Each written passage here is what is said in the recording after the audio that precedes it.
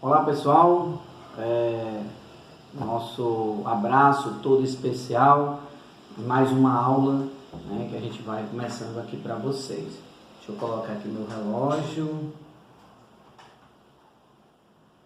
e pronto, porque de algumas vezes a gente já extrapolou bem o tempo. Nós vamos falar um pouco hoje sobre a construção da União Europeia. Constituição da União Europeia. Está ali entre as páginas, deixa eu ver aqui, 94 e 98. 94 e 98. É o percurso 11 do nosso livro. Vamos lá. A União Europeia, hoje é uma das maiores potências econômicas mundiais. Isso é muito importante. É um conjunto de países que se reúne e formam um só, como se fosse um só país, e vai ter um PIB.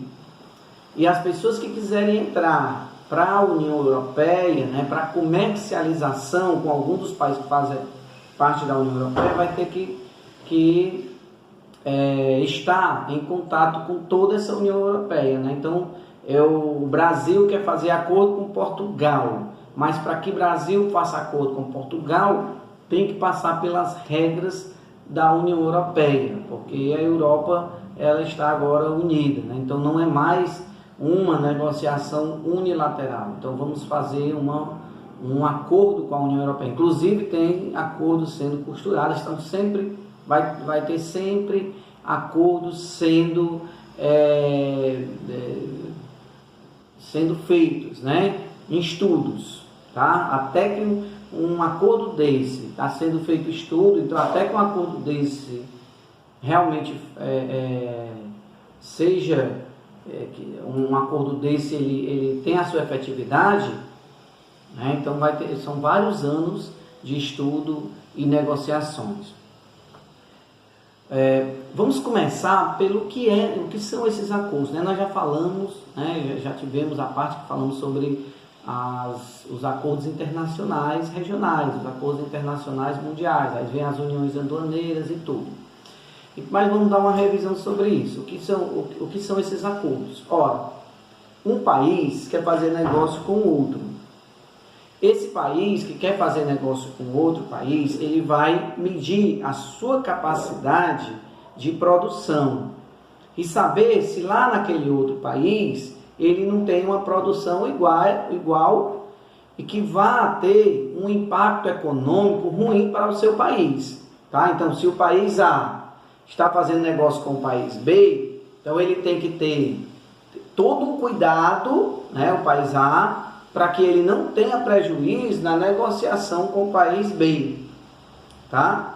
Então esses países, eles estão sempre assim, estão sempre tendo esse cuidado, tá? Lá na União Europeia, ela vai começar depois da Segunda Guerra Mundial, lembrando que já tem acordos antes da Segunda Guerra, mas é após a Segunda Guerra Mundial, que vai ter esses acordos, tá? Vamos lembrar que a Europa estava destruída, inclusive nós temos aí no nosso texto na página 94, a Europa estava completamente destruída. Ora, bomba em cima dos trilhos, onde passam os trens, acabou. Bomba nas rodovias, então acabou as estradas. Bombas que eram jogadas nos prédios, disso e daquilo outro, então tudo isso ia destruindo a Europa. Então a Europa estava totalmente destruída, tá? E aí veio o Plano Marshall. O Plano Marshall, ele vai permitir o quê? Ele vai permitir importação de produtos dos Estados Unidos com preços mais baixos, crédito nos Estados Unidos com preços mais baixos, empréstimo nos Estados Unidos com preço mais baixo. Então tinha tudo aquele plano para que a Europa recebesse dos Estados Unidos o material que ela precisava para se reconstruir. E aí começa esse plano Marshall, tá? E a Europa ela começa a se reerguer. Lembrando que o plano Marshall ele foi feito também para que os países que recebiam a ajuda dos Estados Unidos não se tornassem comunistas. Depois vai ser feito ali aquela cortina de ferro que a gente já conversou sobre isso nas aulas, ok? Então vamos lá, lá na página 95 nós vamos ter o Benelux. O Benelux, ele começa a ser criado a partir de 1943 e 1944, ainda antes do término da Segunda Guerra, mas com o Plano Marshall ele consegue realmente se constituir. E o Benelux, ele vai pegar a Bélgica, os Países Baixos e Luxemburgo, né, que são 3 países que vão fazer esse acordo e vão derrubar aí as suas barreiras comerciais, né? Então ele vai permitir aí o trânsito de pessoas, né, nesse acordo, ok? Então vai eliminando aí essas barreiras comerciais, tá?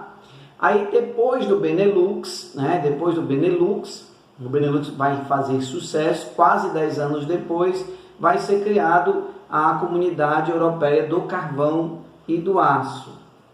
Essa Comunidade Europeia do Carvão e do Aço ela vai ter uma importância gigantesca, porque vai ter um pequeno território que vai estar em disputa entre França e Alemanha.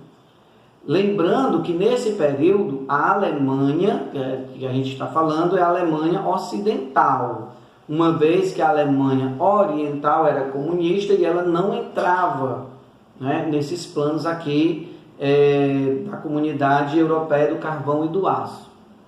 E aí vai ter ali uma pequena discussão entre a Alemanha e França, e o Benelux ele vai permitir que essa discussão ela acabe, né? Então vai ter aí uma paz próspera entre a Alemanha e França, tá? Alemanha e França. E aí vai se reunir também nessa comunidade a Itália, a Bélgica, a Alemanha, que é a Alemanha Ocidental, né? Itália, Bélgica, Alemanha, e os países do Benelux, que vem Luxemburgo e os Países Baixos, tá? Então, esse acordo, ele dá muito certo. E aí, por ele dar muito certo, outros países vão também querer se juntar. Só que eles vão querer também se juntar e eles vão aumentando aí as suas... vai aumentando aí a sua capacidade de negociação. Lembrando que as barreiras comerciais, olha só, cada acordo desse, cada acordo ele vai ter um tipo de barreira, né? Vamos dar aqui um exemplo. Vamos dizer que o Brasil está fazendo a negociação com a Argentina. O Brasil, ele é grande produtor aqui nos negócios com a Argentina, nós vamos ter sapatos. Vamos dizer que o Brasil é grande produtor de sapato. E a Argentina também é grande produtora de sapatos, tá? Materiais do couro e tudo, né? Confecção de sapatos, fábricas de sapatos, tá? Então vamos dizer que a Argentina ela tem uma produção de sapatos de 3 milhões de sapatos anuais. E o Brasil tem uma produção de sapato de 1 milhão anual. Olha, a Argentina tem 3, o Brasil tem 1. Então a Argentina ela vai ter uma capacidade maior de negociação. Só que o Brasil já tem sapato suficiente. O Brasil está vendendo o sapato por R$20 e a Argentina está vendendo por 10. Se esse acordo for de livre comércio, o que a Argentina vai fazer? Vai trazer os sapatos de lá. E vai trazer os sapatos de lá para vender a R$10. O Brasil está vendendo de 20. Os sapatos da Argentina é de R$10 e vai ter a mesma qualidade, ou vai ter às vezes qualidade superior. Então o que vai acontecer? Os brasileiros vão deixar de comprar os sapatos de R$20 do Brasil, vai passar a comprar os sapatos de R$20 da Argentina, de R$10 da Argentina, né? Deixou de comprar de R$20 do Brasil, passou a comprar de R$10 da Argentina. O que vai acontecer com as fábricas do Brasil? Vão falir, tá? Então, quando tem um acordo dessa maneira, diz assim, não, vamos fazer o acordo, mas não vai entrar as fábricas de sapato. Não vai entrar o comércio de sapato. Então esse acordo não é totalmente de livre comércio, né? Porque se fosse de livre comércio, ia entrar tudo. E aí o Brasil ia sair perdendo, né, na chamada balança comercial, né? Ou seja, iria importar mais, ia comprar mais, muitas vezes, do que o outro país, tá certo? Então nós vamos ter aí esses acordos a partir da comunidade do carvão e do aço lá na Europa. Vai, né, os países, eles vão querer entrar, e aí é assinado o Tratado de Roma. A partir do Tratado de Roma é feito o mercado comum europeu, né, criado o mercado comum europeu, e entram aí vários países, né, já tem os países do carvão e do aço, né, que fazem parte da comunidade europeia do carvão e do aço. Aí vai entrar o Reino Unido e a Irlanda, tá? Depois vai entrar a Grécia, Espanha e Portugal, tá? Lá na página 96, né, eles vão criar, né, aí a União Europeia, né? Então nós tínhamos ali o Tratado de Roma, que cria o mercado comum europeu. E aí, a partir de 1900, né, a partir dos anos 80, né, a União Soviética, ela vai deixar os países livres, né, para ser comunista ou capitalista.